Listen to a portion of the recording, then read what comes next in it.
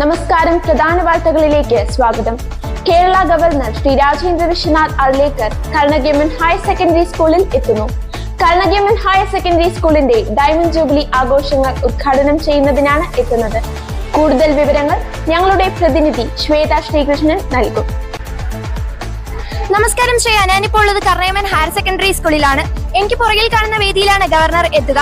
ഞായറാഴ്ച കാലത്ത് 11 മണിയോടെ എത്തുന്ന അദ്ദേഹം സ്കൂളിന്റെ ജൂബിലി ആഘോഷങ്ങൾ ഉദ്ഘാടനം ചെയ്യും. അതോടൊപ്പം തന്നെ പ്രധാനമായിട്ടും സ്കൂളിൽ പുതുതായി സ്ഥാപിച്ച ഇൻഫ്രാക്റ്റീവ് പാനലിന്റെ ഉദ്ഘാടനവും ഇതേ വേദിയിൽ വെച്ച് തന്നെ നടക്കും. ഗവർണറും മറ്റു പ്രമുഖരും വേദിയിലും സദസ്സിലുമായി ചടങ്ങിൽ പങ്കെടുക്കും.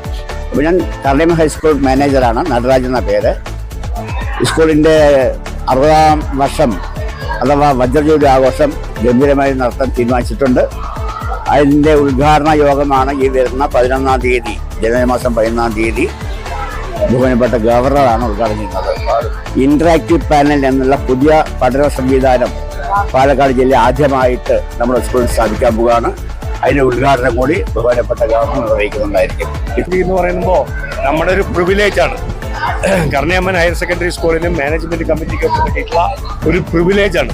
അപ്പൊ അതിനെ മാക്സിമം ആ പരിപാടിയെ വളരെ ഭംഗിയായിട്ട് ഗംഭീരമായിട്ട് ആഹ്ലാദഭരിതമായിട്ട് നടത്താനുള്ള പരിപാടികൾക്ക് വേണ്ടിയിട്ടാണ് നമ്മൾ ഈ കാര്യങ്ങളൊക്കെ ചെയ്തുകൊണ്ടിരിക്കുന്നത്.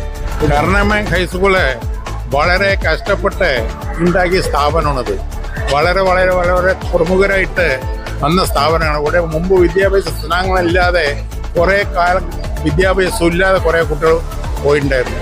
ഇപ്പോൾ വിദ്യാഭ്യാസം വന്നതിന് ശേഷം ആൺകുട്ടികളും പെൺകുട്ടികളും നല്ല വിദ്യാഭ്യാസ യോഗ്യതകളാണ് ഈ ഹൈസ്കൂളിൽ മാറിയിട്ടുണ്ട്.